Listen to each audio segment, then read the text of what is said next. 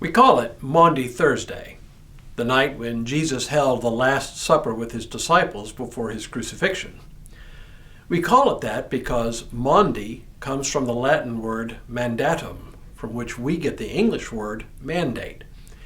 It is so named for the commandment Jesus gave to his disciples as he prepared for his death. Hello, I'm Stuart Baskin, pastor of First Presbyterian Church of Tyler, Texas, and this is your daily devotional for Tuesday, December 20th, 2022. We read this passage every year on Maundy Thursday.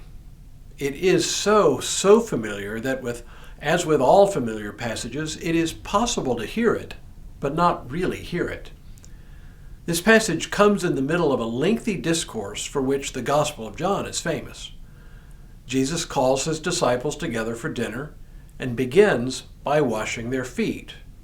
But only the Gospel of John records the foot washing.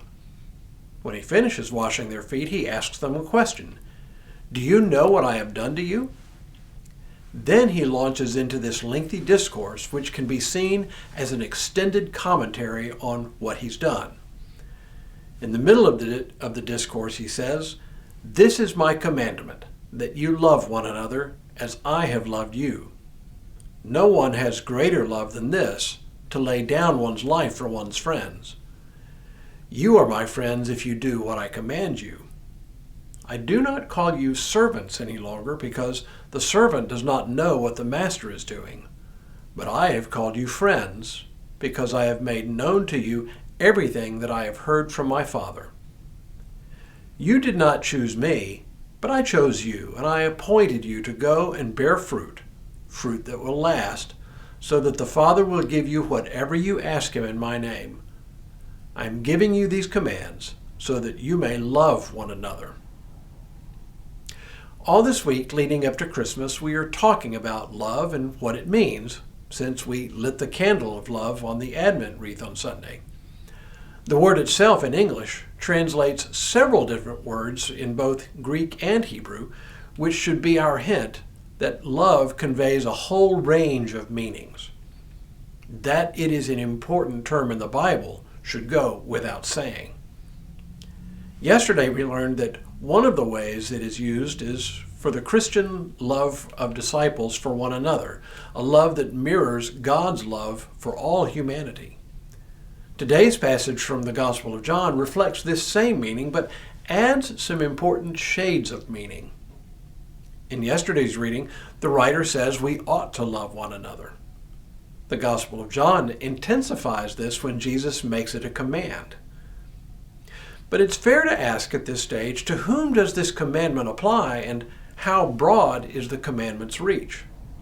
Who is commanded to love, and who are they commanded to love? The first part is a bit ambiguous.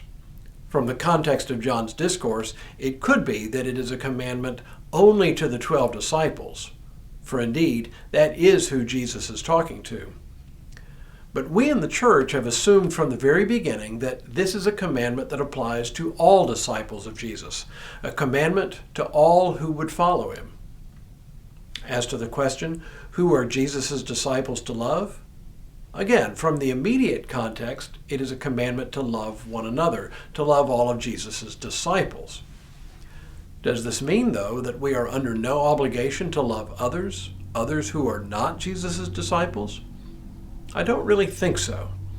After all, the very purpose of the Christian community, the community of which God has called together, is to bear witness to God's redeeming and reconciling love for the whole world in Jesus Christ. To the extent that disciples are commanded to love one another, it is sort of preparatory to their love for the world at large. Loving one another is a kind of spiritual discipline to train us to love others outside the community. So what does this love look like? What does it encompass? Here we go back to what Jesus did and the question he asked at the very beginning of this discourse. Remember, Jesus began by washing his disciples' feet and then asking them if they knew or understood what he had done to them. And what he's done, in effect, is to show them what love is. Show, then tell. And what he has shown them is that to love another means to serve one another. It's not enough to feel warm thoughts about each other. It's not even enough to treat each other with tenderness and respect. We must serve each other. And there is no more vivid demonstration of what service means than by washing one another's feet. For this is absolutely the lowest, humblest, most self-effacing form of service imaginable. And yet, this is exactly what love looks like in action. Jesus, the Lord of all, humbles himself before his followers, and in this simple act shows us what love must look like for us, his disciples. I dare say it's a lesson we are still learning today. Tomorrow, Paul extols love as the highest of all virtues. But for now, may God continue to bless you and keep you in all that you do this day and in all the days ahead.